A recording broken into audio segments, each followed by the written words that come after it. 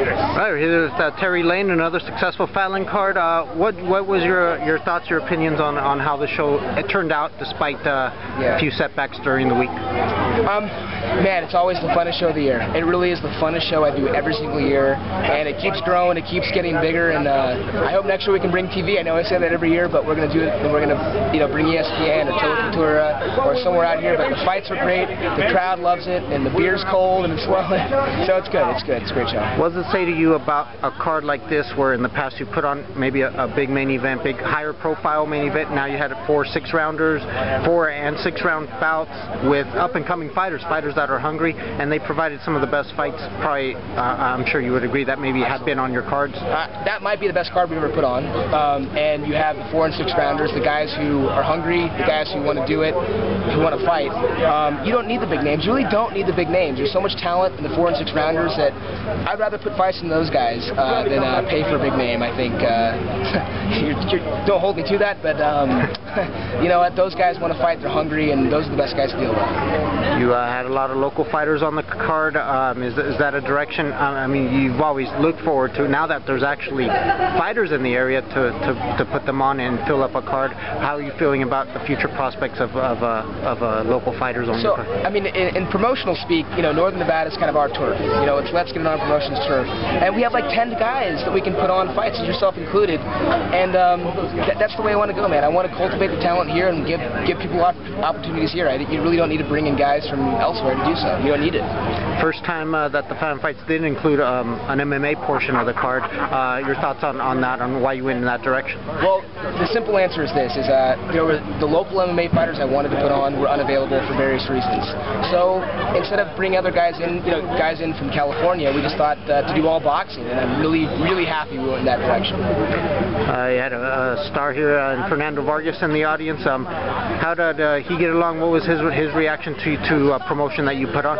El Feroz is great, man. I mean, he came out, he had his brother on the card. He came out to the ring with Derek in the last fight, Derek Kinky.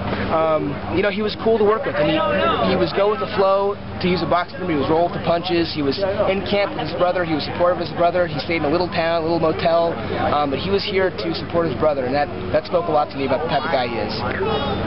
Derek Kinky came off the year-and-a-half layoff against Anthony Bartonelli, who hung tough with Joey Gilbert. And what do you think of Derek's performance and maybe where he goes from here? First of all, I just want to say Anthony Bartonelli I'll have back in any of my shows.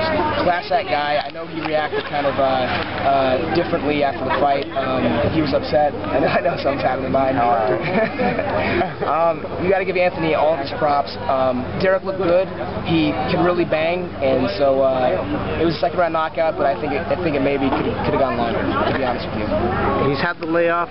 It looked like maybe for a while, like maybe he may not fight again. How many offers were out there to actually put him on, or how much did you even consider him prior to for this show? Well, he did have a hand injury that kept him out. He was suspended, and he needed to get it cleared. And you know, his hands were just kind of fragile. He had one fight. He hit a guy in the temple. It just it hurt his hand, and it was this fight that I knew that we communicated, and he was healthy, and his hands were completely 100% to go. And that's when we said, okay, he's got to headline this show. He's got to headline Fallon 2011. Had the Fun Center out there. Is that similar to the Tecate bus? The Tecate has been, I've noticed out in the show, they do their show outside of the arenas with memorabilia and a lot of trying to get the fans attracted to it, even if they're not at the actual event, but just get them interested. Well, was that the thinking behind something like that? We've done this every year, and I think it's kind of building. I mean, the kids are out there, and they're playing video games, and it's just fun for them. I mean, and this is a family event. We grew up around fights. We came to fights when we were little youngsters, and that's what we want to do again. I mean, that's what we want to bring to fans and have them be able to bring their families out. Yeah, and actually, as a media member, I'm here with my family tonight and everything. Obviously, I can't be at the MGM or Mandalay Bay. I had a big card with them. Yeah. With the family atmosphere here, so many kids and everything. You know, other sports like baseball, that you bring the family day and everything. How important is it to you to have the little kids there growing up with fights that they can say when they were an adult their dad took them to fights as a kid? Well, I grew up around fights, and I guess that's a bad example. I didn't turn out that great. But I mean, I grew up around fights, and I just think shit, you know, it was a great part of my upbringing, and I hope that fathers and, you know, even mothers can bring their sons and daughters and look at great fights and great athletes perform at the highest level. I mean, that's what we're all about.